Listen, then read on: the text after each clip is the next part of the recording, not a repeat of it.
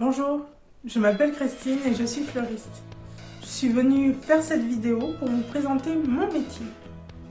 Nous allons voir aujourd'hui les 7 outils indispensables du fleuriste.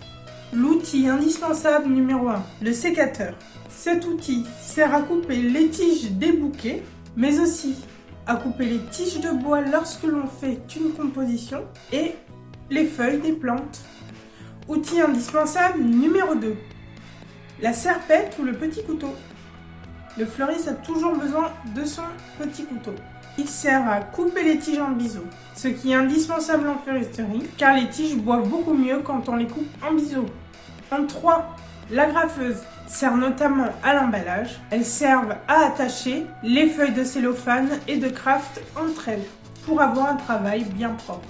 En 4, la désépineuse. Indispensable aussi, elle sert à nettoyer les tiges des bouquets.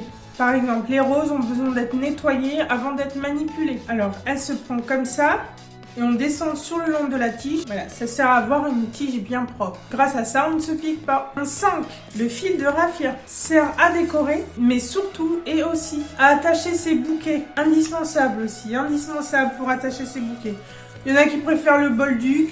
Je sais qu'à Paris, ils aiment bien attacher les bouquets avec des fils élastiques. Mais moi, je trouve ça plus pratique et plus écologique que le raffia, en fait. Le raffia naturel. En 6, on a le permacell ou le sotiba. Le sotiba est une sorte de scotch vert qui reprend la couleur naturelle des plantes et des fleurs, des tiges des fleurs, et qui permet d'attacher les bouquets aussi. Et surtout, ce scotch est imperméable à l'eau. Voilà. Ça permet que le bouquet tienne bien, même quand il est trempé dans l'eau. Donc, on accroche son bouquet à la base avec du sotiba. Et ensuite, on l'entoure de raffia. 7. En dernier, on va avoir le Floratap. Le Floratap, qui existe soit en vert, soit en blanc, soit en marron, sert à florataper. C'est-à-dire, lorsque l'on fait des montages en fleuristerie, on peut reconstituer une tige de fleurs avec un fil de fer.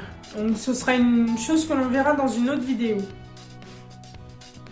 Et pour que ce fil de fer paraisse naturel, on le floratape avec cette sorte de scotch. Donc ça peut être blanc s'il est caché, soit ça peut être vert s'il est apparent. Comme ça, il reprend la couleur verte de la tige naturelle de la fleur. Nous avons vu ensemble les 7 outils indispensables du métier de fleuriste.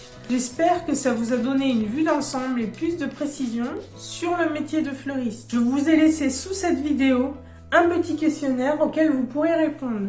Vous avez juste à cliquer sur le lien et répondre aux questions tout simplement. En vous remerciant de m'avoir regardé, bonne journée fleuristiquement.